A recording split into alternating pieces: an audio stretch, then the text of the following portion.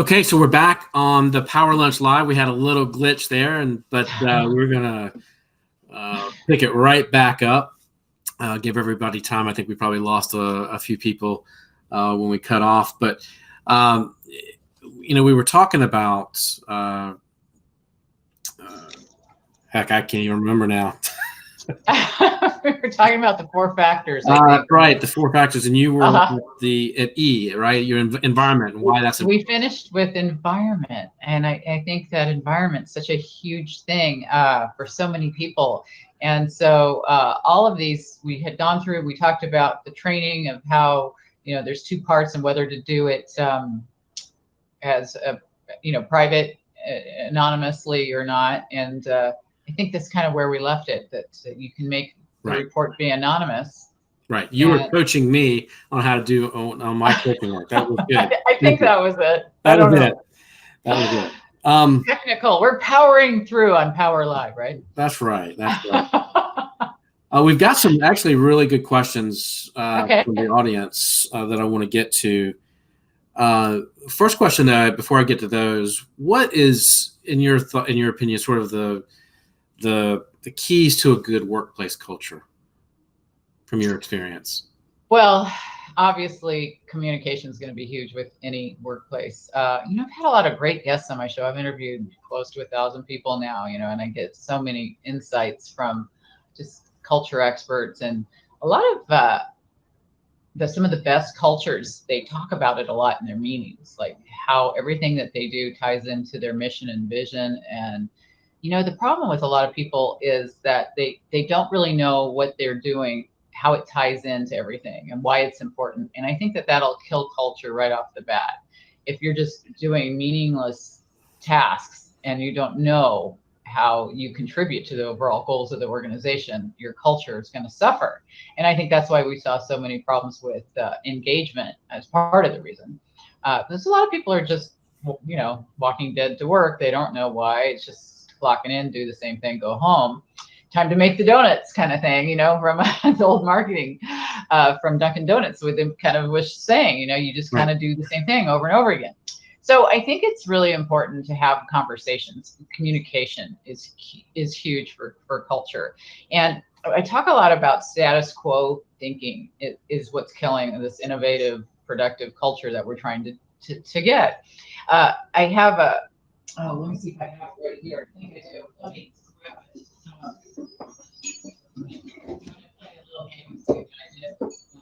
Let's walk it escape. Okay, so I got a bell. I like it. I got a bell. Okay, there's a thought experiment where they decided to take a look at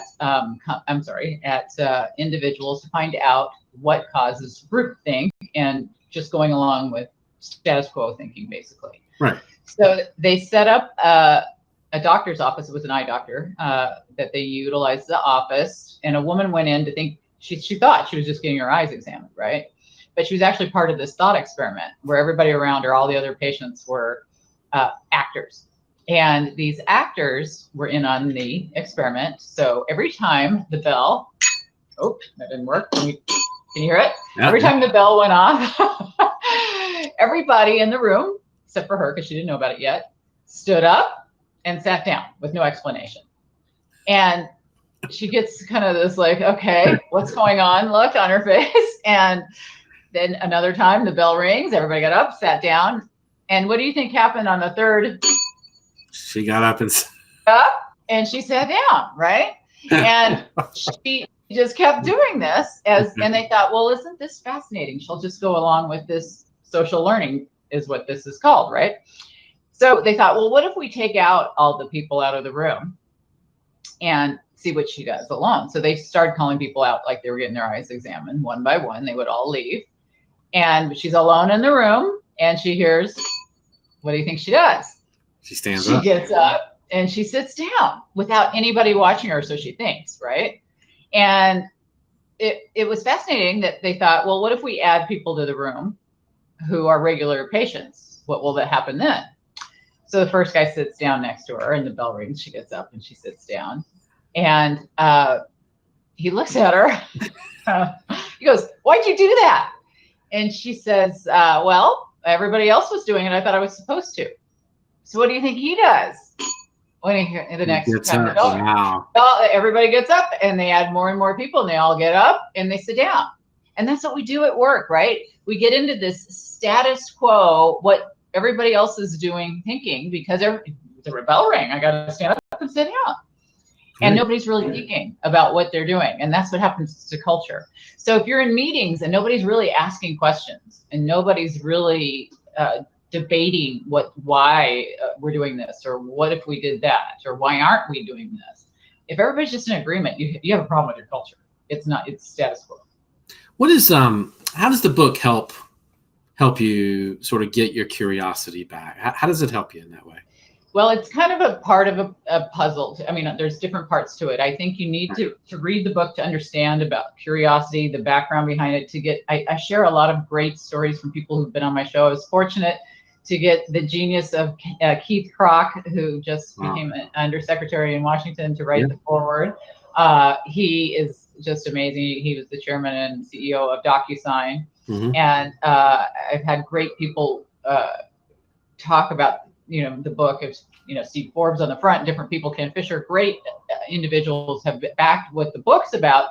And the book is really about sharing ideas from people on the show about different levels of curiosity. And also we look at what's been done in the areas of how it ties into leadership, how it ties into emotional intelligence, name all the top things, engagement, all the issues everybody's trying to fix, the tie with curiosity and the importance of it.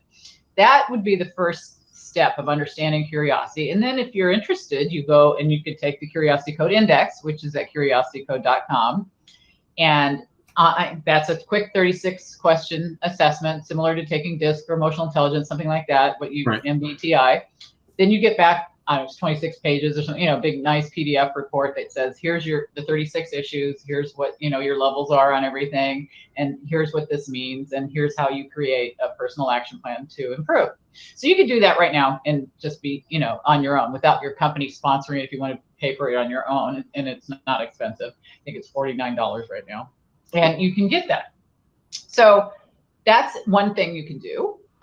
If the HR or leadership consultant wants to give it, they could come in and give it to the group as a whole. Everybody can take it together, and then there's extra exercises they can do, like the leadership anonymous report we talked about before. So it's a combination of things, I think, and it needs to be incorporated into your action plan of what you're doing to improve, just like you would engagement or anything else. Of what kinds of things are you working on in your development? Okay, what are there some success stories that you have with people who've used it and it's really made a big difference? Well, there are, but the thing is it just launched this year. So it's in the last couple months, it just launched. So the really success, stories are going to come after years of this being out there. But I have given it to, in so many different groups. It just depends on the situation of who I've talked to and what kind of level of leadership they've put behind it. The more leaders have backed it, the better results we've seen. Sure. And I really think that that's really important, that leaders buy into the need for this. I mean, I'm talking to groups in the Netherlands and, the books on in MBA programs and things in Africa, and it's all around the world. So there's a lot of different people, and we're going to get a lot of great data. But as far as I hate to quote data that's only a couple months old to really give you a really good idea. Yeah, fair enough. It sounds like it's a tool that could really, really help companies. It's a very relevant thing right now because everybody's worried about AI and innovation, right? Everybody's worried about jobs are going to be replaced, and you've got all these disengaged people. Wouldn't it be nice to put them in jobs that where they really feel engaged, right? And to do that, if you talk to them and ask them and let them explore different areas and all this development of curiosity could help put people in a better position within the company where they're more productive, more innovative, and then let the AI do the silly little tasks that nobody really wants to do anyway, right? Right. And that's how, hopefully that's what we're working toward. Yeah, no, I mean, with the level of disengagement, I think it was a third or something of the workforce, and I think it's got to be billions, maybe even trillions of dollars of well, Gallup says it's at least 500 billion that they're losing on disengaged employment. That's incredible. So it is incredible. And, it's going to be different for every company and every situation, but we know that we have less than a third of the workplace engaged, and that's a huge problem. Yeah. So let me go to social media here, because I know that we had a few questions. We had a question from Eugene Frazier. Eugene's a friend. I know Eugene pretty well.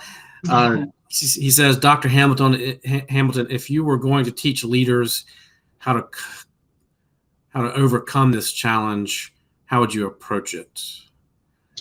Well, the challenge, I assume, Eugene, you mean of having low curiosity in a corporation? Yeah. Okay. Yeah. The first thing I would do is learn as much as you can about curiosity. You could read the book for that, or you can research it on your own, or, because I think there are so many experts out there talking about motivation and drive and different things. And I think leaders have read, Daniel Pink's book. They've read Mindset by Carol Dweck. They've read Simon Sinek's Find Your Why. They've read a lot of books.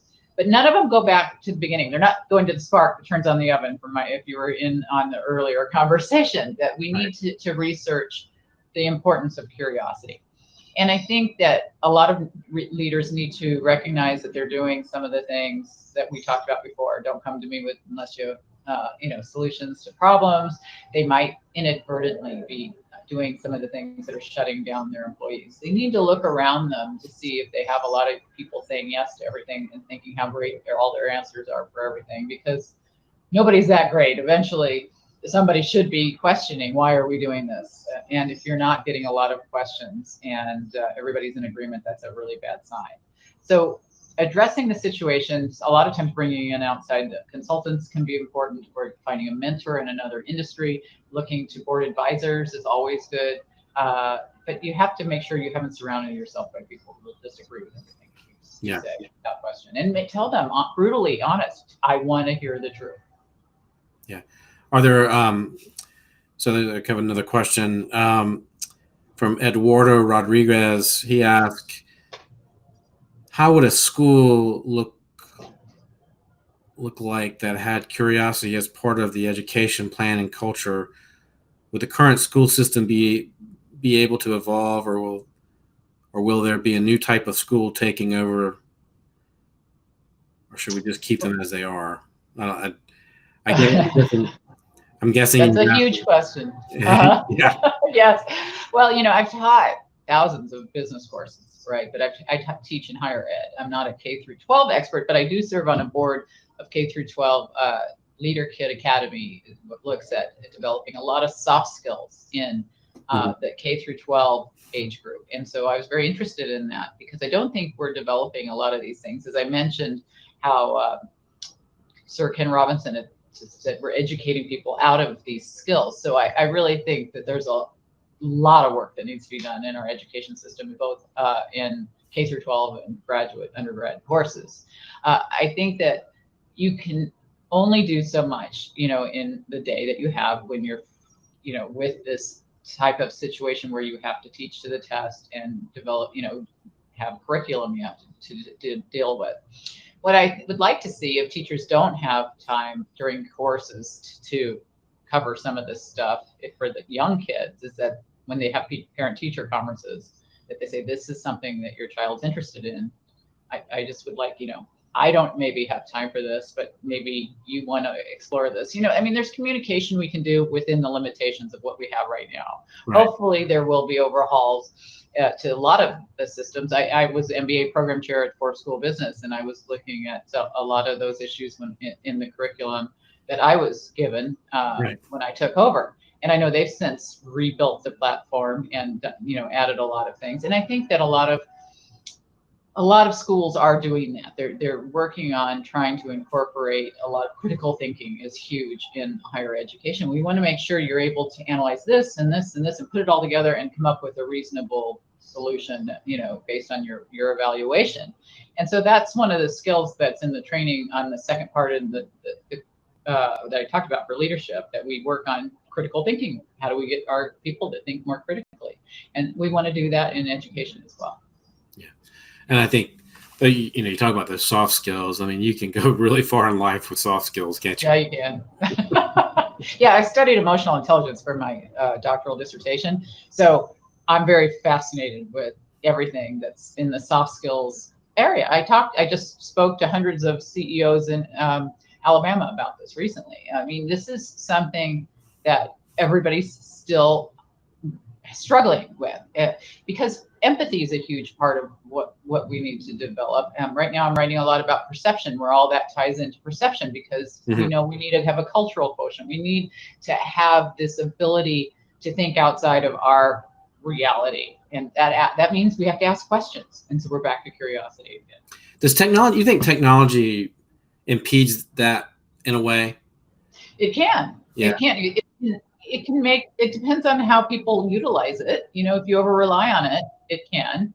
And if you don't understand the foundations behind things, it can. But you can find out more things than you ever could in the past. So it can help it. It's a double-edged sword. What do you see? The reason I asked about the technology question, I'm fascinated by the younger generations that are coming into the workplace. Right. Who I look at my 15-year-old, for example, and are they? Somebody told me the other day that the reason kids don't want to drive these days is because, when I'm going to age you and I probably a little bit, but I was eager to get my driver's license when I was 15 because it meant freedom, right? It meant being able to go see your friends. It meant being able to go and do. But my 15-year-old can pick up a phone and be connected with their friends, via video, and so how are we going to lose soft skills? Are those things going to sort of change when that generation comes into the workforce? Well, I think each generation has a different, unique spin on everything. And I think as far as technology, I noticed even with my kids' generation, they're millennials. My kids were really excited to get their driver's license, but I saw other of their friends that didn't care at all. And I thought, I couldn't wait to, get me out of here. Give me a car, right? Well, because there wasn't as much to do, maybe, you know what I mean? And you wanted to get somewhere else. So you can do a lot now by yourself, with the phone. And, we're walking around with computers in our pockets all day long. Right. So it is a different generation. It's interesting to look at some of the different curiosity by generations. We know that millennials are more curious than Gen Z or boomers. And, so each generation, you think maybe it's going to get better, worse. I mean, this is not my research, it's someone else's research out of Germany, but it looked at China and Germany and US. And so we know that each generation has a little bit different skills, but I think soft skills are going to be hugely critical for going forward, because we're becoming, the world is even flatter, if it can get any flatter than the world is flat, right? So we know that you have to have a cultural quotient, an IQ, and EQ. So you get CQ, and now another C with curiosity quotient. So you've got two C's, I and an EQ that we all need to be working on. And I think if you add all those things together, you're kind of coming up with this PQ, this perception quotient, that you're able to understand people the way you see them as your reality, but the way they see you is another reality, and the way you see them seeing you is, it keeps going around and around.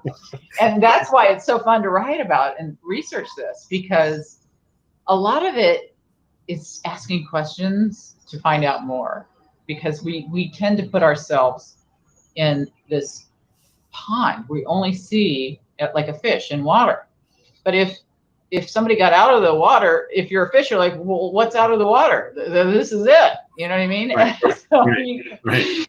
I can't relate to that, right? And so it's fun to try and put ourselves in unique settings to understand things. And I think it's easy to say, oh, these millennials, oh, these Gen Zs, oh, these boomers, but you can't put people into boxes. Everybody's unique, and we have to look at people that way. Well, that's a great way to sort of wrap it up. I know you've got the rest of your day. So I thank you so much for coming on. Tell us where people can get the book and can take the assessment, because I think it's really important. This is an element that you don't hear a lot about. Talk about, productivity and engagement, which is all stuff that as leaders and managers, we have to be thinking about and paying attention to.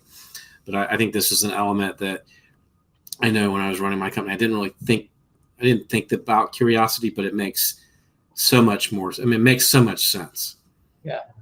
It's something that it just seems so intuitive once you start reading it, and you think, why isn't there more about this? Right. But yes, thank you though very much for inviting me to be on the show. This was really fun. The best way for people to take the Curiosity Code Index is just to go to curiositycode.com.